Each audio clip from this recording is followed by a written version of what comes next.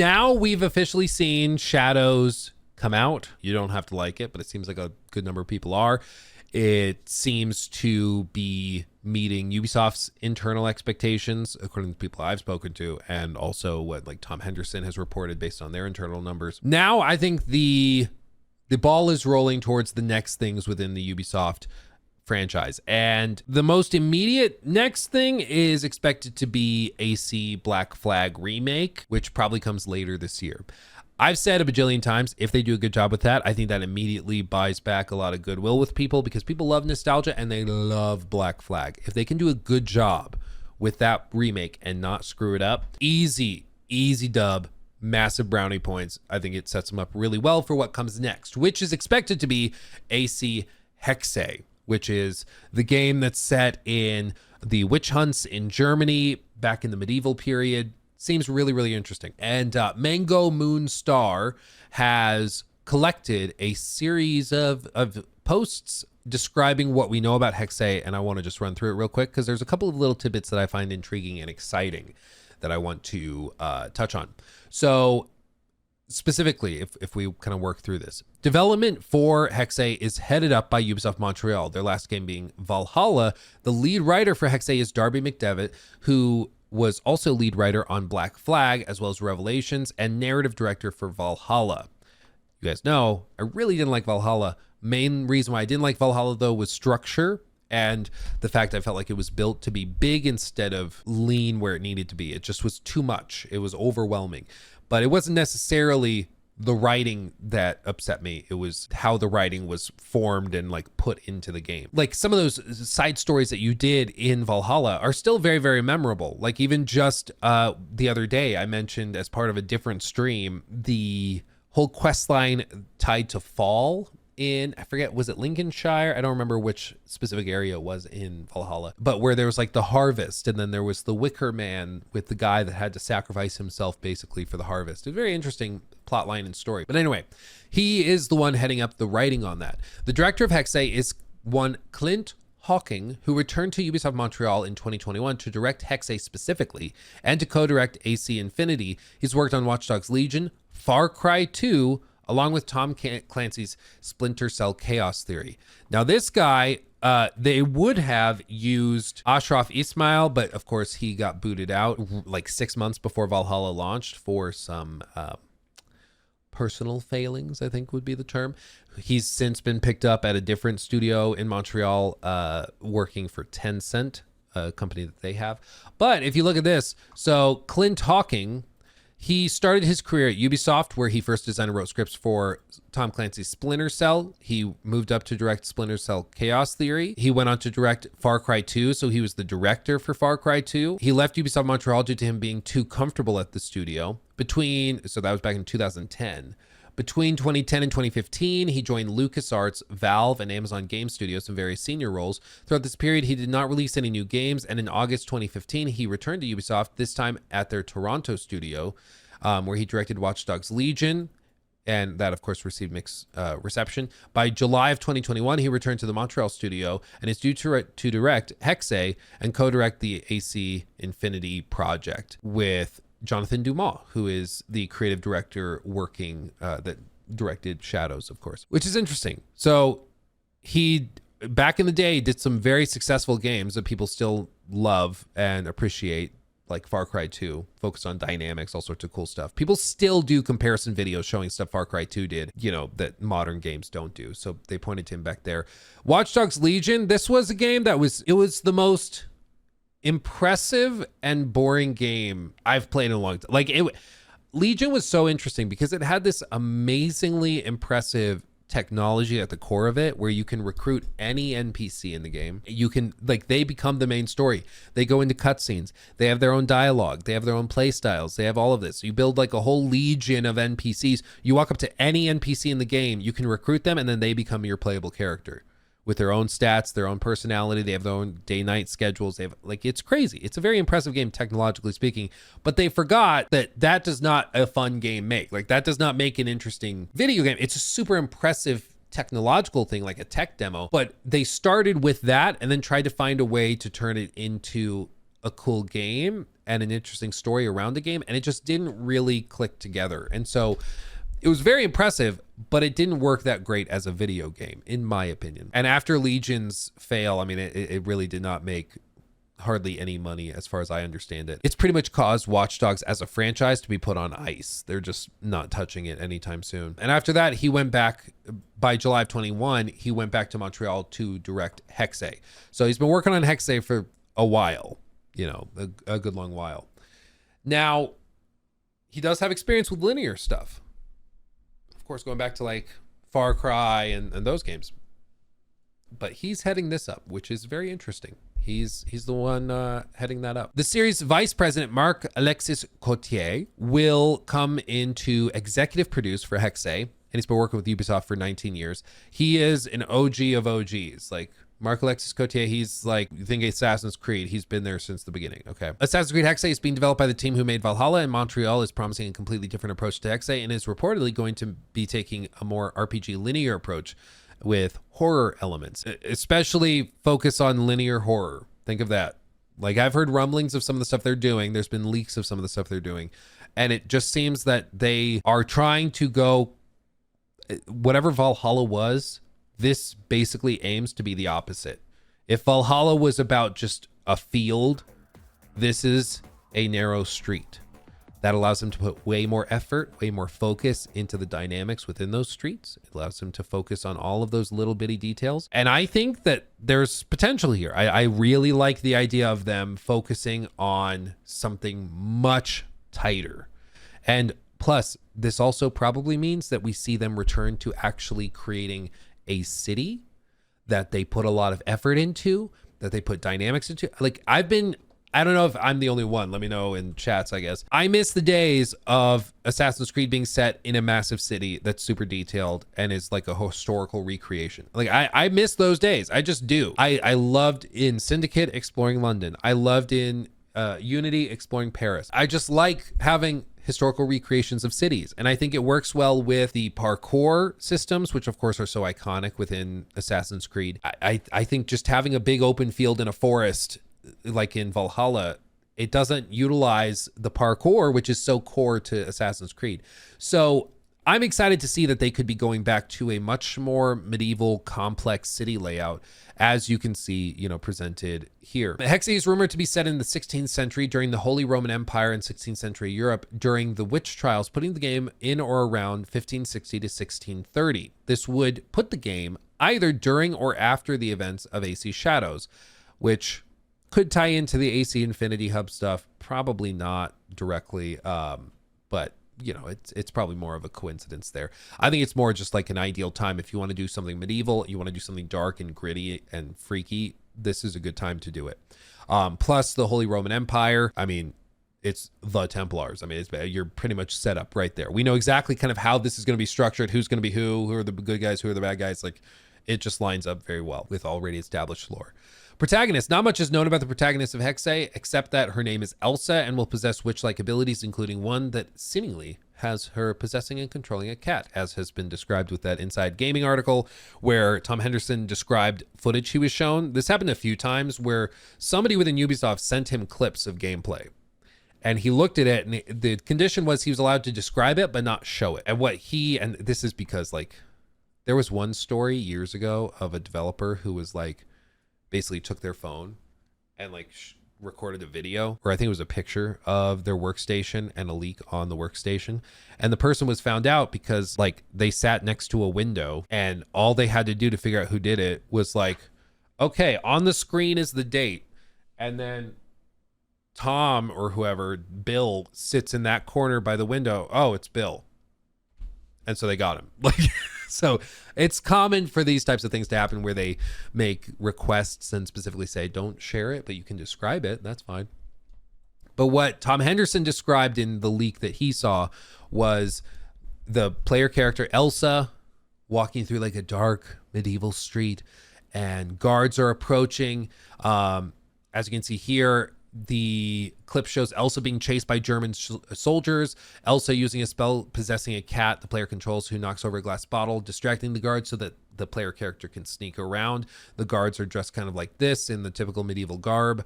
I cannot wait for people to say that this is like woke when they see them wearing like super ornate outfits, which they did. I can't wait for that. But I think they're going to take a very interesting, different approach with this. And I think the focus on more magical abilities might turn some people off. I'm interested to see how they explain it away. If they're like, oh, it's because Elsa's wearing a pendant made of an Isu artifact, and so she has these powers or whatever. Maybe they do something like that. Or maybe it's just like, nah, screw it. She's a witch. Why not? Maybe they do that. Who knows? But they continue on. Another system that Hexe will possibly use is the AC Syndicate Fear system featured in the Jack the Ripper DLC. If the system or a similar system is placed, it could either be, either the lethal Jack the Ripper toxin or Evie Frey's non-lethal toxin. Okay, I see. But as you can see here, there's all sorts of little bitty systems they developed for the Jack the Ripper DLC, Fear of Ghosts, where you can use that to manipulate NPCs and change their behaviors, either scare them away or whatever else. So there's a bunch of cool stuff that they could kind of do with this. As you can see, using little toxins and stuff like that. Man, that Jack the Ripper DLC, I think it's underrated. I really do. I think it's underrated. He continues on, system 3 out of 3. Another system that could be included is from Assassin's Creed Valhalla Wrath of the Druids DLC with the green fog and fire, which is hallucinogenic, as a guess, and that makes the children of Danu believe they have magical powers. AC Hexe could use a similar concept. Maybe, I kind of hope they don't do this.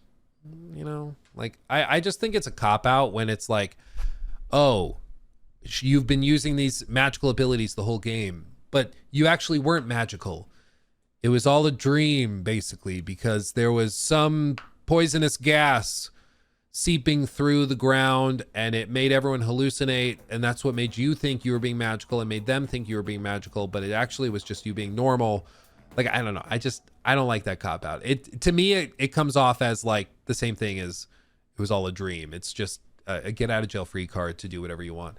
And I don't know. I don't love that. So we'll see what they end up doing there. Assassin's Creed Hexe, Tone could drive from 1 to 2 games in the the Assassin's Creed franchise, one being Valhalla Wrath of the Druids, and that DLC specifically offers a much darker tone, focuses on cult practices, witchcraft, tones that could be building blocks for AC, which I think definitely this was their kind of experimentation with it, laying the foundation. Another tone Ubisoft Montreal could drive inspiration from was Ubisoft Quebec's AC Syndicate Jack the Ripper DLC. The tone shows the darker side of London, Whitechapel, and how the public perceives assassins and how fear is the most powerful weapon. I think, you know, without a doubt, that's definitely where they're taking some nods, without a doubt. Not much is known about the story. All we can do is theorize. All we know so far is that there will be magic involved. It will be horror focused, and this is taking place where the AC and Templar Order do exist, so it won't be the Order of Ancient or Hidden Ones or any of that stuff. They're actually going to be able to specifically talk about it and do it, you know, instead of having to just be like, oh, it's the same but different. There will actually be hidden blades and stuff like that. To theorize a little bit about Hexe, it could be the Templar Order using fear to control the public and giving them a reason to hunt the assassins. In this game, we can see a group of assassins who possess witch-like abilities through Isu artifacts. Yeah, I think that's pretty much, that's a safe bet. To continue, the group of assassins could be in a coven, or their assassin-like abilities to hide in plain sight and use their eagle vision could put a target on their backs. I think it's also, they're going to do something where it's like, maybe there's a specific faction of assassins that are primarily women in this area, or they do something where it's like, oh yeah, we can target the female assassins by saying they're witches, and then we can kill off the male assassins by saying they're protecting and guarding and sheltering witches. So it's just an easy way for the Templars to literally do a witch hunt against the assassins without having to say that they're assassins. So I think that lines up really well. And of course, initially they were targeting a 2024 release date, but it's now heading towards 2026, possibly 1 year after AC Shadow's initial release date in November. AC Hexe will also release on the Animus Hub. And what's interesting about this too is there was a statement made, I believe it was Marc Alexis Cotier, I'm not certain, I'm going off memory, don't quote me on that, but basically after the delay of Shadows from November to February, because remember AC Shadows was supposed to release on Valentine's Day and then it got delayed again till March. After the initial delay, Marc Alexis Cotier or somebody said that this had like cascading effects for the rest of the AC franchise and all the other projects they were working on. Because of course, if AC Shadows was supposed to release in November, that would mean that right now, Ubisoft would probably be revving up to reveal the Black Flag remake, which is maybe their 2025 release. And then Hexe, or maybe the Black Flag remake was supposed to be like early 2025 or mid 2025. Maybe they do a shadow drop at Ubisoft Forward in June. Maybe it's already done. Who knows? Who knows what they could be doing? And then, you know, Hexe was supposed to be late 25. But what was clear is after Star Wars Outlaws, Ubisoft decided that they could not afford to have any complaints over performance. Like they cannot afford any wiggle room here. They have to nail it. And I think that this is just, you can get away with certain things when you have a certain reputation, when you have a certain amount of cachet, when you have a certain amount of goodwill built up, you know, with your audience and with your customers. You know, maybe a good example is somebody like Capcom. You know, if this is like the mid bar, okay, Capcom, after years and years of really solid releases that people love, they have this much goodwill. This is, you know, positive. This is negative. So people like you, people don't like you. And so when they released Monster Hunter Wilds and it ran like garbage, of course, that ate up a lot of goodwill. That ate up all this goodwill. But it still sold crazy well. People were still willing to buy it and play it because they had a good amount of goodwill. People would still buy it. They were willing to give them the benefit of the doubt.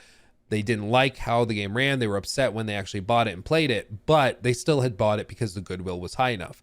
If they had a worse reputation, which is kind of where Ubisoft was with Star Wars Outlaws, if there's anything wrong with the game, people will just give up. They won't bother buying it because you have all this negative goodwill. People actively distrust you. So if there's any red flags with your game, they don't buy it. And they realized that with Star Wars Outlaws. But with Monster Hunter Wilds, people are willing to kind of hand wave stuff away. I'll see for myself. I'll try it for myself, you know, and, you know, they end up getting, you know, kicked and bitten in the butt because of it, because the game ran really poorly. But, you know, Capcom now, they've lost a good amount of that goodwill. Now, you know, maybe they're right here in terms of goodwill that they have. So their next release, if it's also broken and buggy, that's going to be a significant problem for them. They don't have the goodwill to just eat that up. It doesn't work that way anymore. So I think what Ubisoft realized is that they needed to regain goodwill, and that's done by offering pro-consumer, you know, things to people, including DLC, removing early access, giving reviewers a ton of time to actually test your game. They try to polish the game, things like that. They try to win back some favor. And I think that that's a good strategy. I think that's a good way to do it. But as a result of this, I think Ubisoft realized that they had to delay everything. So they delayed Shadows. And then internally, even though we haven't seen like release dates or anything, I think that means Black Flag Remake was also delayed. I think that means that Hexe was also delayed, giving them more time to polish, more time to fix stuff. And so even if Hexe was originally looking like late 25, or maybe it was, you know, 24 pushed to 25, now it very likely could be booped all the way to 2026. And they just shift everything so that they can get it where it needs to be. And as a consumer, I think that's good. It means we get games that are actually finished. I think that's good, but I think it has definitely shifted timelines, because I think we would have had already a couple of other games if they had thought that they could rush them out and get away with it. I hate how this is a strategy, not a moral obligation. I mean, ultimately, it's a matter of business. And for them, they look at it and they say, if we can release it today and you will still buy it, even if it burns this goodwill, who cares? We still got all this money. We're good. And that's the thing. Monster Hunter Wilds sold crazy well, even though it ran like garbage. I think what I said in my review is that it ran like hot donkey ass, but it still did really well. They got away with it. And just the delay from like November to February, Ubisoft said that was going to cost them $25 to $30 million. Like, for these companies, why would they lose $25 to $30 million if they can just release it now and get away with it? It runs better now. Yeah, they could have delayed it a month. It got it running way better, but that would have cost them money, and they could get away with it by just launching it when it did. you know? And that's the unfortunate fact of the matter, is that so long as people buy these games anyways, so long as people just choose to hand wave it away and shrug, it's fine. It runs bad, but it's still Monster Hunter. I love Monster Hunter. You know, it's never going to actually get fixed. What you saw with Ubisoft is people didn't hand wave it away. People saw that Star Wars Outlaws released too early, and they said, okay, we're not going to buy it. And so they didn't. And what did Ubisoft do? They delayed everything by months and months and months, polished everything, and made a significant change that cost them a lot of money. But they had to figure it out because they realized people were not going to put up with it. And the same thing will happen if gamers kind of come together and they're like, okay, yeah, this game not polished, we're not going to buy it. Other industries or other companies, other developers, publishers will sit up and pay attention to that, but you have to hold their feet to the fire and vote with your wallet. But a lot of people just don't, because they're like, yeah, it runs bad, but you know what, I still like it, so we're gonna play it anyways. So anyway, the AC Hexe stuff is very interesting. I'm thoroughly intrigued by this. I don't think I wouldn't say I'm not hyped. I'm not hyped for it, but I'm very intrigued by it because it sounds like a totally different game than anything else we've seen from Ubisoft in recent memory. And I think that that's very interesting. I'm very interested in that. Even rumors of what like Far Cry 7 is going to do with having an in-game timer, which is something, of course, like Dead Rising did. That's just different. That gets me interested. One of the biggest problems I think a lot of people have had with Ubisoft is that they tend to play it safe and they tend to just kind of recycle the same ideas 15,000 times and just doing little bitty shifts and changes. But it seems like some of these projects that are coming down the timeline in the near future are significantly different, and I'm interested in that because I want to see. Maybe it works great. Maybe it's hilariously bad, but maybe it works great. I'm just excited to see that they're trying new stuff again, which is refreshing. So we'll keep an eye on it. But good thread on Hexe, and we'll keep an eye on it. I have a feeling we're going to find out more about it. Maybe this summer we start to hear. I think that would be surprising. I don't know what else Ubisoft really has, but it's not impossible that maybe instead of targeting like fall for Hexe, maybe they surprise everybody and they target spring of next year. And they're like, oh yeah, same launch window as Shadows, March of 26, we release Hexe, and then the fall is reserved for like Far Cry 7. Who knows? They could do a lot of things, but we'll see. We'll see. He took my thing.